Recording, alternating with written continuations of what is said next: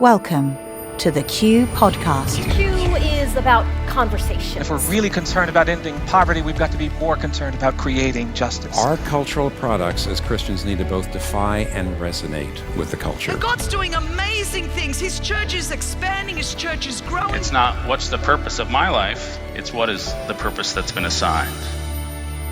Stay curious, think well, advance good. This is Q.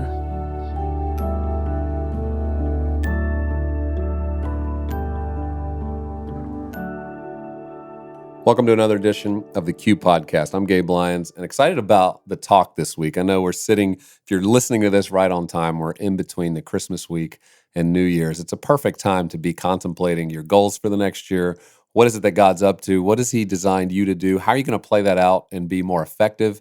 And how are you going to do that in such a way that's with total excellence, but part of what God's trying to do in the world?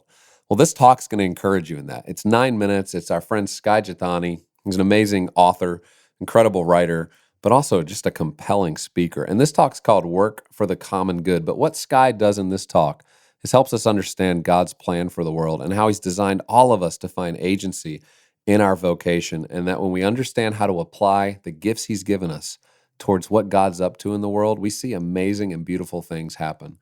I also want to remind you, if you're listening to this, it's almost the end of the year, which means our special that we've created for our Q Podcast listeners is about to be up, and that is for you to reserve 2 tickets, April 24th to 26th, to Q Conference in Nashville, Tennessee. We want you to be with us. Listen, 35 talks, sitting at round tables with your friends, with new people that you need to meet, people who care about these same things. They care about Christianity being represented in the world in a way that really does think well, that's curious, that knows about doing good, as you're going to hear in the next few minutes from Skye. But it's also an environment where you can actually learn a lot because many of us at least, don't have time to read every book that we know we should read, don't always have the opportunity to stay up on the important and real, fundamental, foundational conversations that are forming our world today, but also those really current issue conversations that come up with family, friends, those that we love, even with our spouses.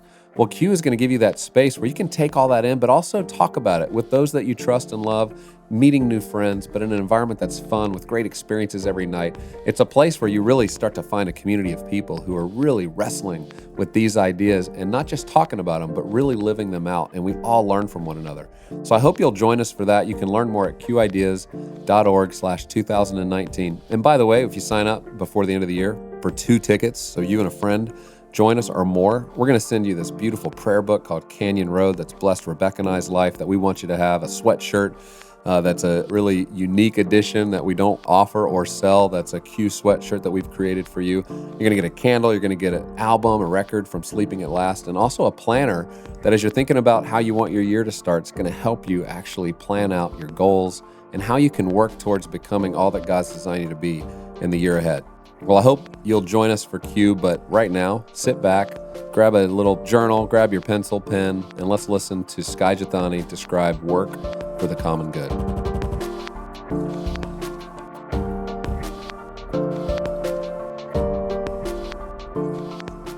My name is Skye, which admittedly is an androgynous name, and when combined with my ethnically ambiguous appearance, raises a lot of questions for people. The truth is, Skye is not my name. My father is an immigrant from India, and my given name is Akash, which is a Hindi name which in English translates to sky. I didn't know that was my real name until I was about 10 years old. My mother is American, from mostly Scandinavian background, which explains my middle name, which is Charles, shared by my Norwegian grandfather. I mention this because when I was 18 years old, I made a decision to go out of state to a large university, which provided both an opportunity and a dilemma. The opportunity was, it was a chance for me to finally get rid of this nickname Skye that I hated and construct a new identity for myself. The dilemma, though, was which name would I use? Would I embrace my otherness and call myself Akash, my Hindi name? Or would I try to assimilate and fit in as much as possible and use Charles, my English name? I mention this because it illustrates something about the way our culture thinks about identity. We believe that identity is constructed by the individual, that it is a matter of personal choice. And as a result, the process of determining our identity can cause a great deal of anxiety. Now, I'm not here primarily to talk about identity, but to talk about vocation, our work. But there is a very distinct link in our culture between identity and vocation. Right after what is your name, the question you're most often going to hear is, what do you do? I was filled with anxiety as an 18-year-old trying to figure out my identity through picking a name, but for many of us, we face anxiety around picking an identity by choosing our vocation. For example, a number of years ago, a college student came to me. He was a second semester junior, which is usually when they start freaking out. And he said he wanted my help figuring out what to do with his life. His name was Brian. And I said, well, what do you think you're supposed to do? And he said all of his life he'd wanted to be a cardiologist. And he was a pre-med major, getting very good grades, and probably could get into medical school. And I said, well, what's wrong with that? And he said, does the world really need another cardiologist? And I thought, if I'm having a heart attack, yeah, the world needs another cardiologist. I said, well, what do you think you're supposed to do? And he said, well, I wonder now if I'm really supposed to be a missionary. And again, I asked why. And he said, I really want my life to count. I want to do something that is significant. Brian came to me thinking his dilemma was one of vocation, but it wasn't. The reason why he was paralyzed by this decision of medicine or missions was because behind it, he was really asking a question about identity. He thought that his entire life, his value, his significance, his identity would all be determined by this one decision about medicine or ministry. You see, in our culture, we've bought into this narrative that your vocation is your identity, and your identity is a matter of personal choice. Therefore, the choice of vocation determines everything about you. And this shapes us to think that our vocation, our work, is really about us. It's about my identity, my value, my significance, my fulfillment. In a way, our culture has made us into vocational narcissists. Consider the research of Dr. Brad Bushman at Ohio State University. His team of researchers found that college students get more pleasure by having their self-esteem and identity boosted than they did from sex, alcohol, or money. He said that a self-esteem encouragement, a boost to your sense of significance, was more potent and powerful than any other pleasure they measured. That helps us understand, at least in part, why so many of us are drawn to work that we think will help us change the world. That social activism that we think will transform the culture around us, but in fact, there's a subterranean motivation going on. On some level, we know that if I choose that kind of work, if I have that kind of impact, it will actually make me more significant, me more valuable, my identity strengthened, my significance higher. That means vocational narcissism may be just as prevalent with a social activist as it is with a stockbroker. It means that a pastor could be pursuing his or her work with the same desire to increase their value as an ambitious politician. We have bought into this idea, both inside and outside the church, that vocation is all about me. And what I want to suggest to you is that if we really want to work for the common good, if we want our vocations to be a vehicle through which God's love is manifested in the world, we first have to debunk this cultural narrative of vocational narcissism. So going back, when I was 18 and a few months away from going away to college, wrestling with what name am I going to choose, I finally sat down with my mother, who's American, and asked her, why on earth did you give me a Hindi name? And what she told me changed everything. You see, when my parents met, my father was already a widower. His first wife in India died at a tragically young age from cancer. And my older brother was a product of that first marriage. So he's 100% Indian and therefore is darker than I am. And I knew none of this when I was a little kid. I thought, honestly, that his skin was darker than mine because he used to drink Hershey syrup right out of the can.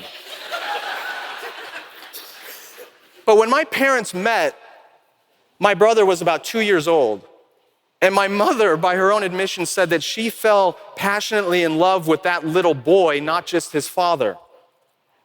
And so when they got married, my mother legally adopted my older brother, and he came already with a Hindi name and a nickname, as many Indian kids did. And so when I was born a few years later, she said that she gave me the name Akash and the nickname Skye, not because she particularly liked those names, but because she didn't want her older son to feel odd or different in the family as being the only one with a non-English name. And as she told me that, it changed everything. Because I realized for the first time that my name was a gift. A gift not given to me, but a gift given by my mother to my brother. It was a manifestation of her love for her adopted son. My name was not about me. Similarly, we need to have our assumptions about vocation challenged.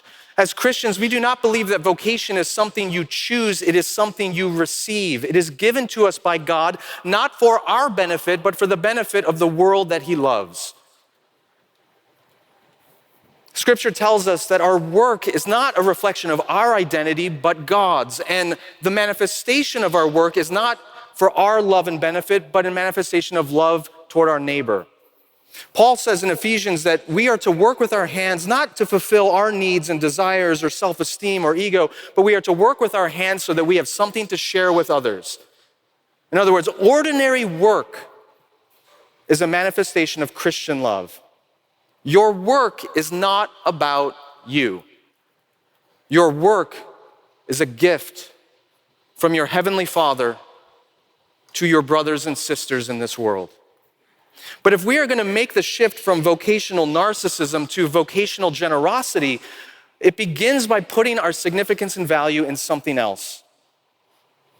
When Jesus was baptized and the voice of the Father spoke and declared, "This is my beloved Son in whom I am well pleased," God was declaring both Jesus' identity, my beloved Son, and His value, I am well pleased. And He did that before Jesus had preached a sermon, before He had performed a miracle, before He had overcome temptation in the wilderness, before He had called a disciple, before He had gone to the cross. Before Jesus had done anything with His public vocation, He was already established in His identity. Henry Nouwen reflects on this event and says that the very reason Jesus was able to give Himself away to others and accept both their applause and their rejection was because He was completely grounded in His identity as God's beloved Son. Likewise, if we truly want to give ourselves away to this world and use our work as a vehicle of Christian love rather than to bolster our identity and significance, then we first must have our identity grounded in that same truth that we are a child of God, holy and dearly loved.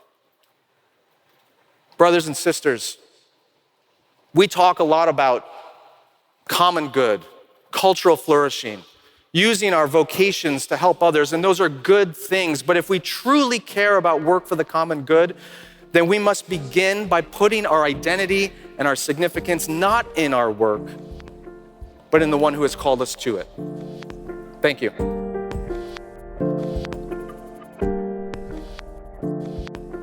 Well, thanks for joining us for this edition of the Q Podcast. I hope you're encouraged. I hope the new year for you just brings not only blessings, but increased meaning, increased understanding of what God's called you to do, what you're doing in the world, why it matters, why it's so important to His bigger kingdom work. And of course, we hope that we'll actually get to see you in Nashville, April 24th to 26th. Hope you have a wonderful new year.